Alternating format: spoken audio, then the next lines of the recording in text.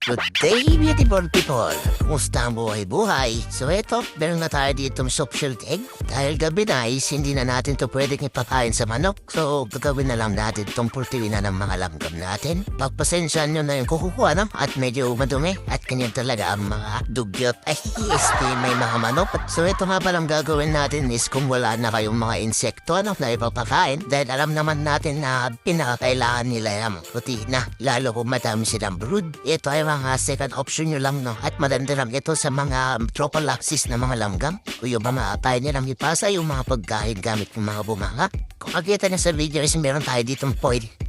Kinaporte lang natin ito na parang maliit na kutsara. Kaya foil lang gawin natin is para pag nagkahudian is hindi tayo agad makahuhusgahan. Ay, joke lang.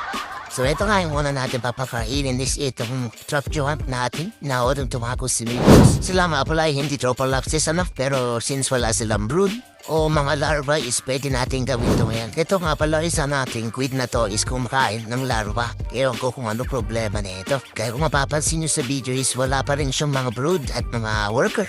Kung nandito tumino, baka ipakain na lang natin siya sa mga fire ants, no? Speaking of fire ants, ito, papakainin na natin sila. Ay, bakit may lighter yan?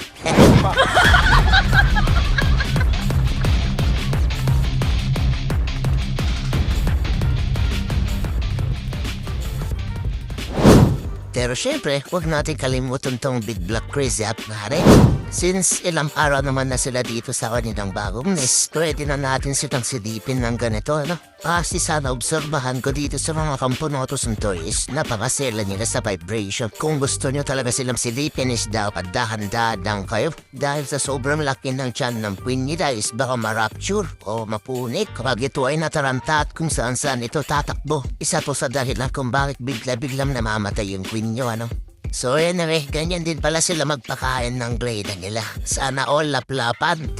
Ay, joke lang. Alam niyo din ba guys na ang mga worker ay may kanya-kanyang sariling toka sa kanilang reyna? Ang mga minor worker is sila yung mahilig lumabas sa nest para maghanap ng pagkain habang ang mga major naman ay halos katabi lang ng reyna nila. Dahil nga malalaki yung ulo, sila yung nagsisilbing gwardya. Sila din nga pala yung walking drum, ano? O imbapad na mga likid ng pagkain nila. Ginagawa nila yun kung mayroon mang sapo na is hindi sila magugutom. Dahil nga wala pa tayong major na worker is wala tayong model na.